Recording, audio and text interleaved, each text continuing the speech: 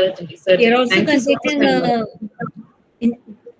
We are also conducting an international webinar. Oh, great. Possible. When will it be held, ma'am? It will be held in March 24 and 25. The last date for abstract is on 26th February. Okay, I'll be glad if you could just share the brochure. Oh, sure. Okay. Sure, we'll share the brochure. And you can also share it with your friends. You have only 2 more days, but still, that's for the abstracts. Okay. Okay. Thank you. I'll be sharing, certainly. Yeah, sure. Thank you. I'll do that immediately.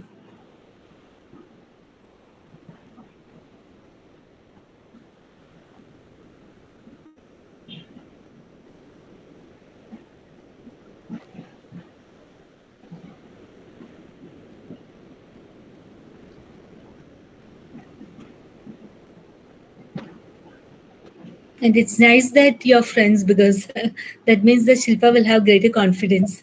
Yeah, known us since in our institute days, we studied together instead of English. Yeah, good.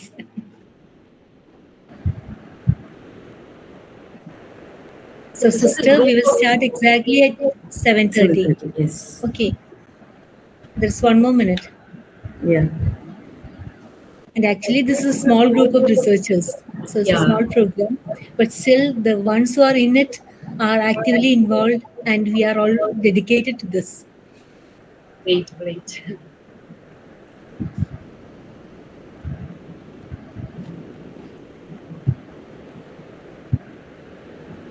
May I know, ma'am, who are the participants here? Is it just the research scholars or? Okay, most of the participants are research scholars, but some others too will be joining. Okay. On and off. Okay. Some friends, some people who are interested in research. Okay. Our principal is here. Oh, good evening. Dr. Chako Jose is here. Good evening, sir.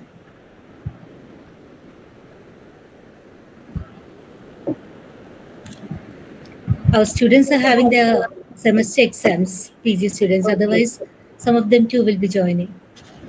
Okay. Our exams are just about to begin. Oh, okay. S2 exams are going on, but the rest are about to begin. So shall we begin, sister? Yes. It is a very informal welcome, but good evening, everybody.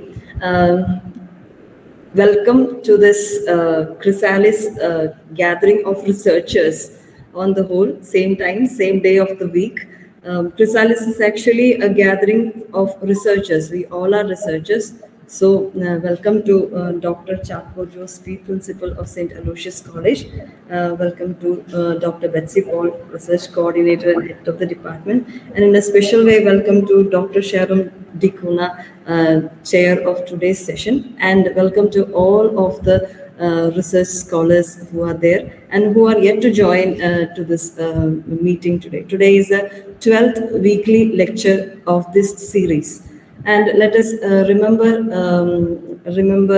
our to whom this meet is dedicated also, the teachers for whom this meet is dedicated also. Today we have presentation by Ms. Shilpa Anand. She is my colleague. She is assistant professor at Little Flower College, Guruvayur, and she is presenting a very contemporary issue of climate crisis. And her paper is reading Atwood's Maddaddam Trilogy in the wake of climate crisis and the significance of speculative narratives. And as I mentioned before, as today's chair, we have Dr. Sharon Cunha. She is Assistant Professor of English at St. Joseph's College for Women, Alappuzha. She is an eminent researcher and teacher with commendable organizing progress and academic accomplishments. Her PhD topic was Colonialism and Making Keralam, Literary Imaginations of the Portuguese Interventions. Now, let us begin this session. I hope Dr. Sharon will have something to say. Yeah, thank you very much. In the first place, I would like to thank the organizers for inviting me to this program. And I would like to, it's actually a very praiseworthy initiative to promote interactions with academicians and research scholars. And I hope Chrysalis would open up avenues towards new vistas of thinking, and it would bring in multiple and varied perspectives. As ma'am had just suggested, I would like to join in for later sessions as well, if time permits. And I believe that this would definitely go a long way in streamlining research scholars towards focused research. So I feel this is a movement that the Research and PG Department of English at St. Aloysius College has initiated, and I hope it would take research towards broader dimensions of thought through a process of brainstorming and knowledge moving. So, dear Principal Dr. Chaco Jose, IQAC Coordinator, Research Coordinator, and HOD Dr. Betsy Paul, and all the members of the organizing committee, thank you very much for inviting me here. And it's a pleasure today to introduce my dear friend, my companion since our PG days, Shilpa Anand, Assistant Professor at Little Flower College, Guruvayur, who has always been a very passionate researcher. And I'm sure that it is her genuine passion that has led her up to this moment. Her thirst for knowledge is certainly evident from her track record of publications and presentations at national and international levels, leading up to her latest work of translation. She's a proven researcher indeed, and the topic of research, she's researching on the area of climate fiction. And today she will be presenting a paper on the topic, Atwood's Maddaddam Trilogy in the Wake of Climate Crisis and the Significance of Speculative Narratives. We look forward to an interesting presentation, and I invite dear Shilpa to please share her thoughts with us. Thank you. Thank you, Dr. Sharon. And respected Principal, Dr. Chaco Jose, Research Coordinator, and HOD, Dr. Betsy Paul, IQAC Coordinator, today's guest and chair, Dr. Sharon Cunha, Research Guides, and my dear fellow researchers. I'm actually really indeed very happy to be presenting my paper in our Chrysalis lecture today. And I thank the coordinators for allowing me that. So I'll make my presentation now. I'll just share my screen now.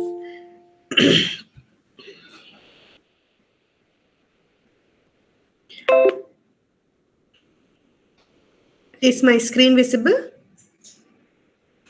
Yes. Thank you. Yeah. So my topic is Atwood's Maddaddam Trilogy, reading Atwood's Maddaddam Trilogy in the wake of climate crisis and the significance of speculative narratives. And here I'll be talking about climate crisis, the climate change crisis, and how literature deals with the how it is represented in literature. I'll begin with the major representational challenges, that is, the challenges that the authors face while trying to depict a very complex and vast issue like climate change. Then I shall move on to climate fiction and speculative fiction.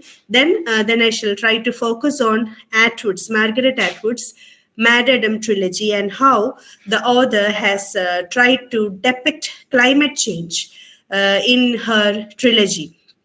So I'll start my presentation now. So climate change and literature. In fact, discourses on climate change and its various consequences have been a matter of serious concern and debate in all fields, in scientific, academic, and social spheres for actually quite a decade, more than a decade or more than that now. However, the most disturbing fact is that the public perception of the issue is still clouded and vulnerable, and is made more complex by the political stances of climate change denial. Climate change denial itself is in turn backed up by corporate interests, because climate change is a fact that we all know. It has a lot of evidence that the climate is changing, and it is not going into a positive kind of world. We are not going into a positive kind of world. However, the perception, especially that of the common man, about climate change is still very vague and clouded, because it is all, because of course it is beyond our immediate perception. And literature, as one of the strongest and established mediums communicating such difficult truths, literature plays a major role in disseminating understanding of climate change into the society. And Amitav Ghosh has actually spoken about the dearth of literature on climate change. Ghosh, in his The Great Derangement, calls climate change as a climate despair, which might inevitably lead to some eco-apocalypse. He states that if the seriousness of the subject matter is the criterion for being represented in literature, then climate change should be a major preoccupation of authors across the world. However, he says that authors are actually unable to completely represent climate change, and so many authors, including he speaks about Arundhati Roy, many authors actually bypass the issue of climate change, even when they are talking about a lot of other socio-cultural, economic, political issues. Most mainstream authors, they actually are trying to move away from or avoid climate change. However, for the past 10 years, 10 years have actually witnessed a great interest in climate, in novels, fiction, and short stories on climate change. Here, Ghosh also says that climate change is not just a crisis of nature, but also a crisis of culture, thus that of the imagination. When literary forms are unable to negotiate the wild waters of climate change, it signifies an aspect of the broader imaginative and cultural failure. He says that if authors are unable to represent climate change, it is a kind of imaginative and cultural failure that lies at the heart of the climate crisis. Ghosh positions that climate change presents peculiar forms of resistance to serious fiction. Now I shall move on to these forms of resistances that climate change poses. That is the representational challenges, narrative challenges that climate change as an issue poses for authors. First of all, climate change is a discourse constructed by the rational discourse of science. It is basically a scientific discourse. It used to be a completely scientific discourse. It was dealt with by climate scientists, and it was discussed among the scientific community. And the common man, as we come to think about climate change, it is usually let the scientists deal with it. That used to be the perception of climate change. And therefore, it will naturally be difficult to present with authenticity by an imaginative medium. The foremost aspect in literature on climate change, thus, is the uneasy but necessary engagement of science and the humanities. As it is a scientific discourse shaped by intense observation, experimentation, and statistical analysis, and peer review, it evades narrative drive and imaginative appeal. Climate change occurs outside the immediate experience. That is, actually, we experience climate change, but we experience it in bits and pieces. We do not actually confront all the aspects of climate change. It is divided. There is a vast geographical divide, and a time divide is also there, because we speculate that such a great change, the world might be destroyed. We have to foresee an apocalypse maybe in 100 years or 200 years of time. So that itself offers a kind of resistance to narrative, fictional narrative. And it also offers resistance to the comprehensive capacity of the normal man. The issue has indefinite spatial dimensions, and the time scale extends over millennia, thus making it beyond all angles of human perspectives. And climate change is one of the subjects that is extremely difficult to comprehend due to its partisan nature, complex ideological terrain and the geographical far apartness of its occurrences.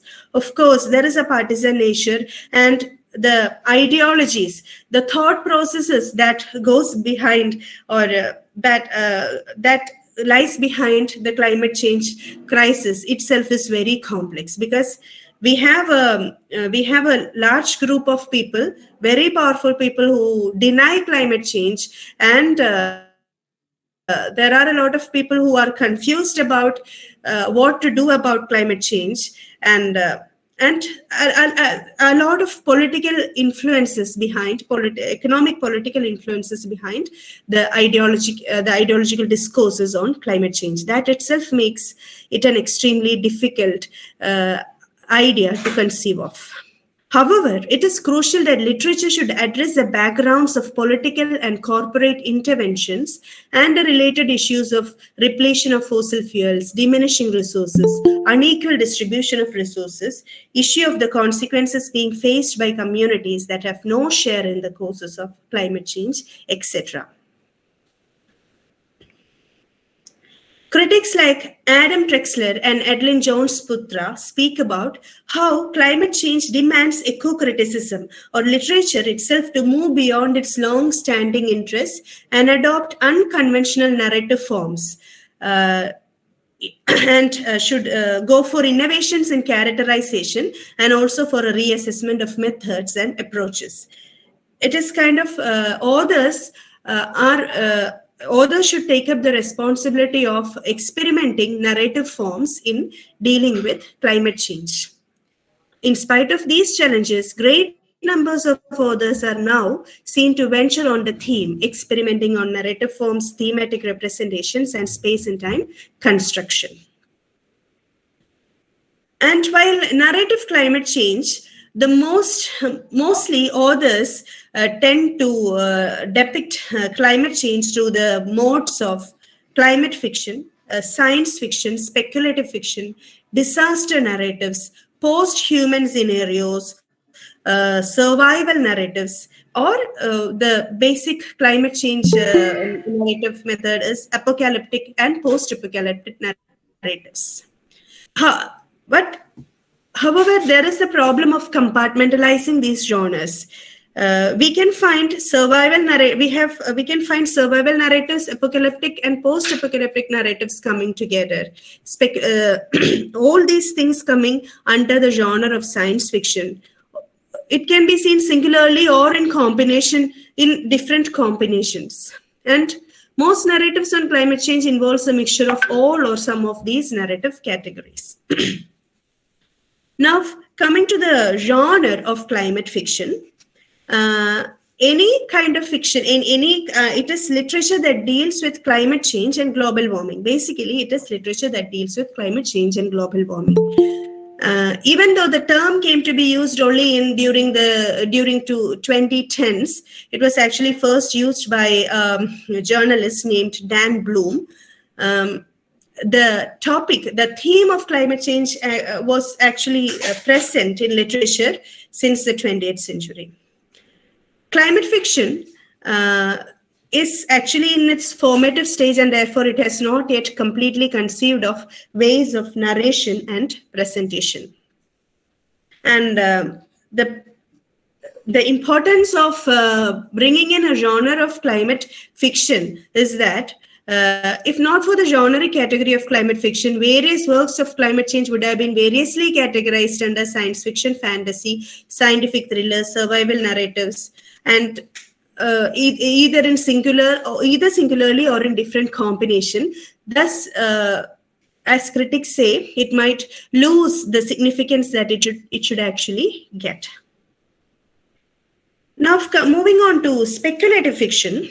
Speculative fiction is actually variously defined by various critics, but generally speculative fiction is futuristic narratives attempting to represent what Adlin Jones-Putra and Axel Goodbody calls invisible phenomena, like climate change, which usually presents major representational and narrative challenges to the authors.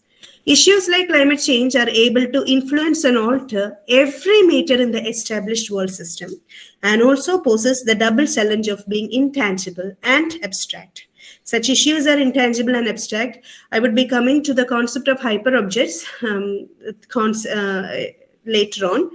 And speculative fiction would be a good would be a prospective genre that could actually navigate through the difficulties of representing such issues, such representative challenges. Now moving on to Margaret Atwood.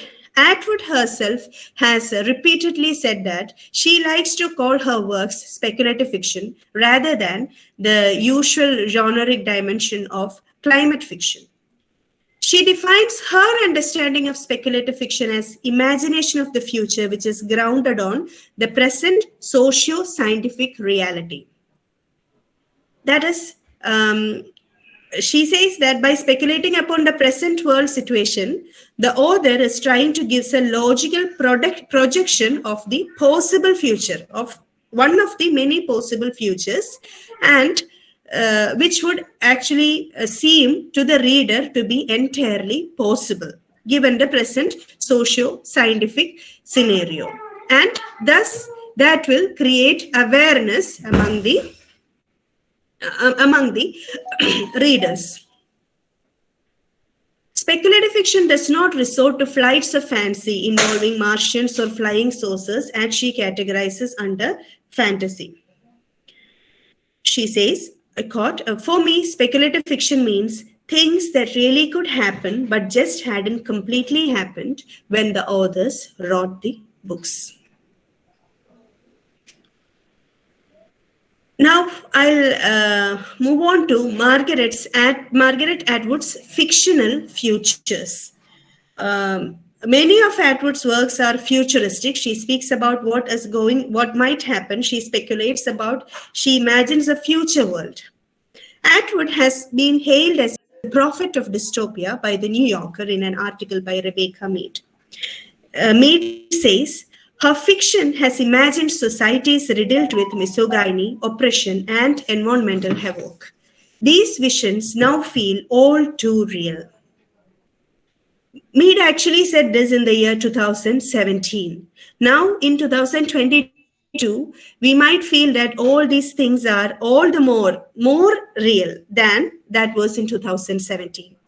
With the advent of bushfires in Australia and ever-increasing frequency of climatic events like storms, hurricanes, and other natural calamities, and of course the present COVID-19 crisis, the observation seems very, very relevant. A cursory glance into Atwood's speculative plots can reveal how well-studied, well-researched, and logically executed speculative fiction can give a vision into our probable futures. Most of her books are labeled as science fiction. Most of Atwood's works are labeled as science fiction, even though she prefers to call her works speculative fiction. The 1985 novel, The Handmaid's Tale, speculates a really frightening future America ruled by religious fundamentalists. The brutal curbing of the rights of speech and expression and the inhuman violence of human rights shown in the novel have found eerie resemblances in at least some parts of the world. And actually, such things are actually happening in our world now. The Maddaddam trilogy features a destructive pandemic that wipes down the whole of humanity, leaving behind a handful of fortunate, or rather unfortunate survivors to fend for themselves in a punishing environment altered by climate change. So that is a basic theme of Maddaddam trilogy. We have a pandemic that has actually wiped out. It is a future world and which is wiped out, almost completely wiped out by a pandemic. Atwood's rejection of the term science fiction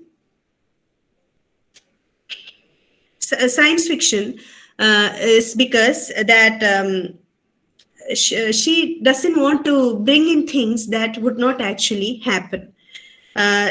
things like widely hypothetical ideas like time travel, transporters, etc. If she prefers to call her work speculative fiction because she studies the present world, the scientific community, the scientific technological technological advancements that is made in the world. She projects upon it, she studies about it, projects upon it, and sees a future world based on the fundamental the world as we see it now. That means her future will not have dragons or Martians.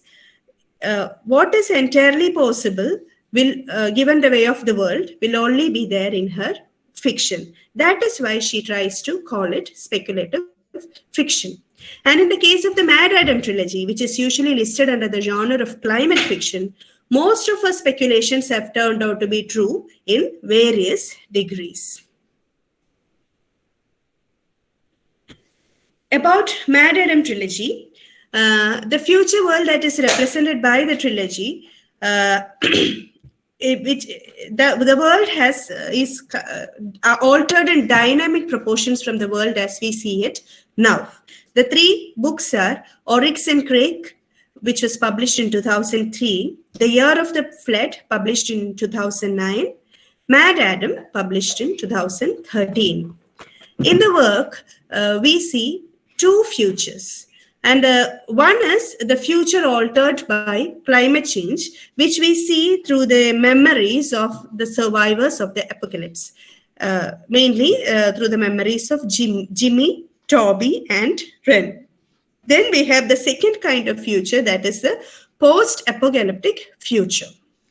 And here the major cause for the change is anthropogenic climate change. That is, major cause for the future altered by climate change is anthropogenic climate change, human-induced climate change, which has drowned a major part of the world. And the rest of the world that has not yet been drowned, they survive on technology, but technology that verges on the inhuman. Atwood presents the ideas of species extinction, rising sea levels, huge chunks of land left uninhabitable due to frequent natural calamities. Then we also deal with depletion of fossil fuels. And all these things are presented in a very a very beautiful but frightening manner. The world, Atwood's future world, that is, the world altered by climate change, but the world before the apocalypse. It is divided into two broad sections, the compounds and the pleblands. The compounds are heavily insulated areas where the creamy layer of the society, that is the scientists, doctors, and the extremely rich people live. And the plebland is the exact opposite. Pleblands represent the rest of the world, the normal people living in highly insecure and vulnerable conditions. Because the earth has become very unfriendly due to climate change, and the rich people have actually insulated themselves into this compounds, highly secured compounds, where they can move on with their lives with the help of technology. And the pleblands consists of the people who are unable to access these technological and scientific advances. This compartmentalization is perhaps a very satiric stab onto the increasingly racist, economically polarized world that we see today. And this future that Atwood presents can easily be seen as a natural projection of the present world. Then climate change. As we know, climate change is a foundational theme of the trilogy, even though she does not mention the term climate change anywhere in the work. It is one of the most pressing issues facing the world today, and the basic issue that brings about the future projected in the trilogy is an after effect of anthropogenic climate change. The probability of all the climatic events mentioned in the narrative increases each day. In Atwood's trilogy, we find that in today's world, we find that the temperature is rising day by day. We have unexpected rainfalls. Rain do not come at a time when we expect it, and all those things. And in Atwood's future, we find Jimmy, the survivor, facing extreme heat during the daytime, then heavy rains, stormy rains with lightning and thunder during the afternoons, and by night he'll be freezing by the cold, because each day we find a different we find a number of different climatic patterns. That is how the future is. Fictional representation of climate change events play a great role in informing the public that climate change, in spite of all the strategic denial techniques that we see today, is real. Another important aspect that Atwood represents in the novel in relation to climate change is climate apartheid. Philip Aston, a member of the panel of independent experts of the United Nations, had made a warning in his report that about what can be called climate apartheid, because where it is about to attack, or it is about it, such a kind of situation, a climate apartheid situation is waiting for the world, where the rich pay to escape from hunger. Rich people can pay and escape from hunger, whereas the rest of the world is left to suffer. This is exactly the world that Atwood creates in her imaginative future through the starkly different compounds and pleblends. The compounds and pleblends is something that has actually been foreseen by the people, the researchers who talked about climate apartheid. The rich people in the compounds live a life made comfortable by technology and are not affected by the topsy-turvy climate outside. The pleblenders, on the other hand, they lead a very precarious life in the harsh world outside. Another important theme that Atwood brings in is species extinction. The rapid extinction of various species is yet another futuristic scenario Atwood places in the plot, which is becoming excessively true. In fact, species extinction, even today, is seen as a very serious issue. And even though we are making a lot of efforts to help the species thrive, survive, species extinction is happening because climate is rapidly changing. Jimmy, the narrator, speaks about his idea of hyena, his idea of a lion. He, living in a future world, has not actually seen the hyena or a lion. Such animals are just ideas for Jimmy. In the future represented in the trilogy, those animals are extinct. This is kind of an animal-free world that we see in the compounds. And Jimmy's term for a mosquito, which he has seen only in a video game, is alien mosquito creature. He calls it an alien creature.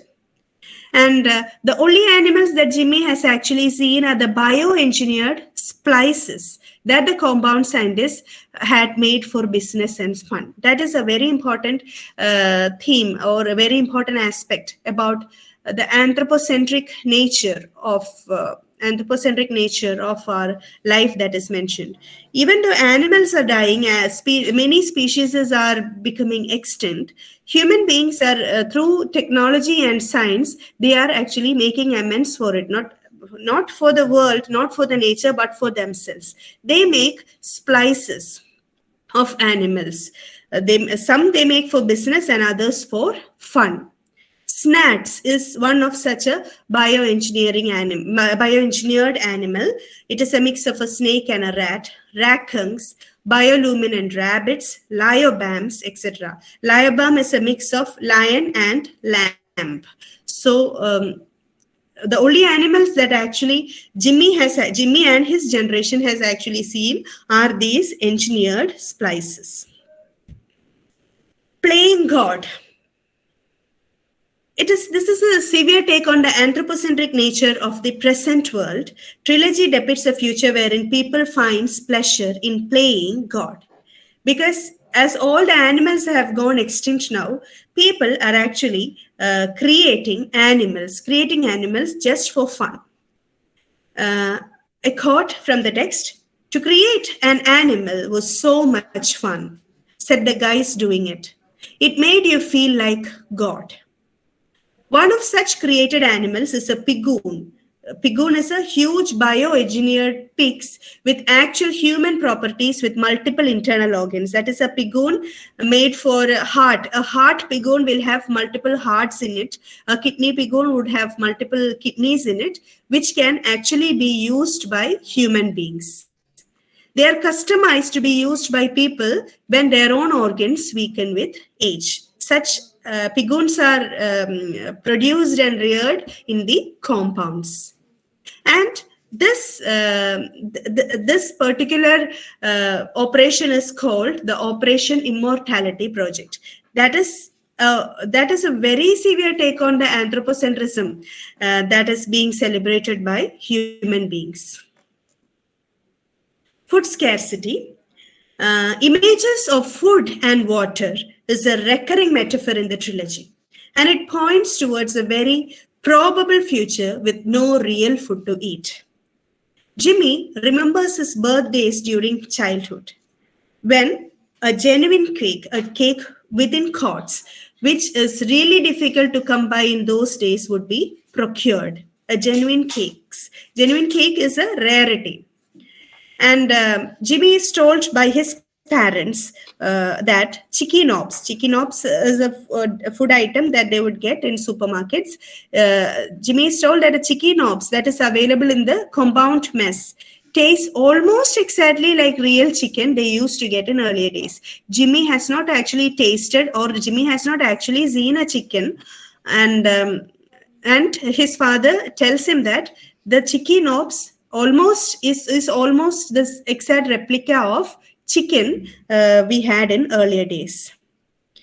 In the after-apocalypse world, Jimmy, Ren, and Toby survives on stashed away food and energy bars from all time. It is an image of food scarcity that we can see.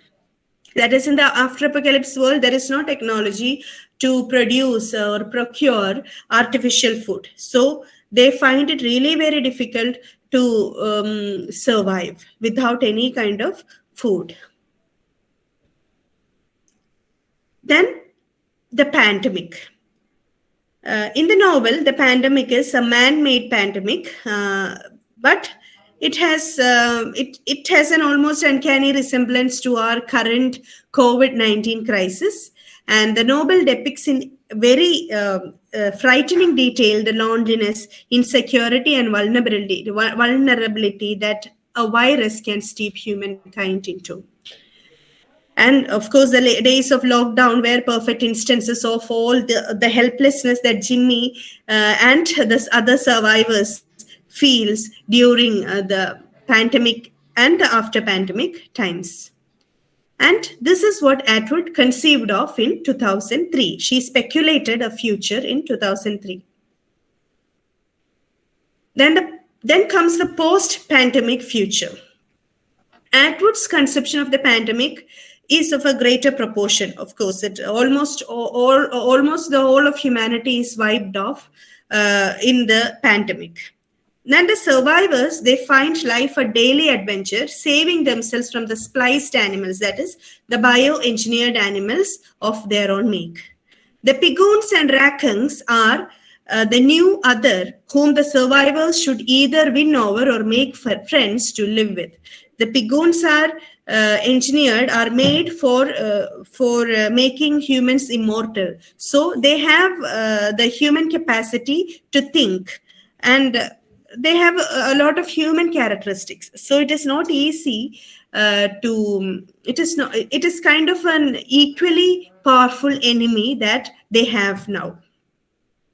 And the scariest thing that occurs to Jimmy post-apocalypse is that his vocabulary begins to drain off. As he doesn't talk to anyone, he feels that his own human-like nature. He loses his human-like nature as his vocabulary. He forgets words. It is as if everything that makes him human drains off with his words. Then comes the Quakers. Quakers are bioengineered beings, human-like beings. That is, Quakers are the beings that Craig, Jimmy's friend Craig, he manages to create before spreading the deadly pandemic into the world. Craig's aim was to create a new form of life which is devoid of all that he considers the weaknesses of humans. And Jimmy's only contact after the pandemic are the Quakers, who see him as a kind of a prophet, because as he is different from the Quakers, the Quakers see him as a prophet. And the first contact story, the contact and mutual comprehension of Quakers and survivors, is a dominant feature of science fiction, especially survival literature. Another important aspect in Atwood's trilogy, even though the works represent highly destructive and depressing events, there is always a tinge of hope in Atwood's narratives. The trilogy, in spite of the darkness and collapse that it sees for the future, ends with a ray of hope. The final chapter, which is named Book, because book is something that has inscriptions on it. It marks the history, and the final chapter is named Book, in which we find Blackbeard, a Quaker child who learns words, or who learns how to write, who learns language from Toby, and she begins to write a book wherein he collects his own memories about the origins of his clan and the animosity and later friendship that they forged with the human survivors and the Pigoons. So it is kind of a new kind of mankind or Quaker kind that is being developing since then. The end vouches for what Atwood calls her dystopian tradition. It is destructive but not completely lost. That is what Atwood says, because Atwood does not want to, Atwood does not visualize a very destructive future. Even now, she says that we can try and bring in something that is beautiful. Then, climate change as hyperobject. Timothy Morton, in his work, The Ecological Thought, brings in the term hyperobject, which describes things, entities that are massively distributed in time and space. And they defy the conceptions of, they transcend the specificities of space and time. Hyperobjects are so massive that the proportions make it impossible to think about or comprehend it. We can say that climate change is thus a hyperobject, as it poses a challenge to the comprehension and it is beyond our immediate perception. Speculative fiction gives us something approachable or familiar to consider the climate crisis. Atwood represents climate change as a hyperobject in her trilogy by showcasing it in bits and pieces in all the different thematic angles that she takes. And to conclude, speculative fiction, if executed in a well-researched and logical manner, can actually throw light upon the futuristic prospects of the world. Atwood's prophetic imagination, finding shocking resemblances in the present world, underlines the importance of speculative fiction as a means of creating awareness among the people of the world. Imagination can disseminate scientific information more easily than purely scientific discourses, and it can easily trickle into the comprehension of the common people on hyperobjects like climate change. And with this, I end my presentation. Thank you.